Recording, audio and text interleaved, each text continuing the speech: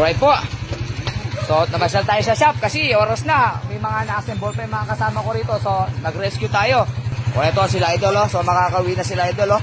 So, naka-bake sila ng original na cylinder block po, yun, oh. Oh, original mga idol, oh. Yun yung molde.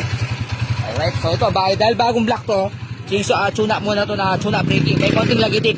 Pero pag nire-rev mo, alright, oh, pag nire-rev mo, ang tunog lahat sa tambutso. Idol, ingat po. Ingat, okay? Diba, ingat. Alright. O, ito pa, na? 150. Alright. So, ito pa. Anong oras na? Angeles City. So, nakababa pa makina. So, sila idol pumunta dito, madilim. So, uwi din sila ng madilim. Alright, ito, shoutout kila idol from Angeles, Pampanga. Idol, taga saan kayo? Medyo malayo-layo pa. Sige po, ingat. From Florida, Pampanga. Alright po, gabi-gabi na. Alright, oh. Idol. Alright. So, ito pa. Ay, apo. So, ito na, XRM. So, may maingay. So, dinaribor. Tapos, may konting naingay pa. So, pinacheck ko yung cam bearing. Na?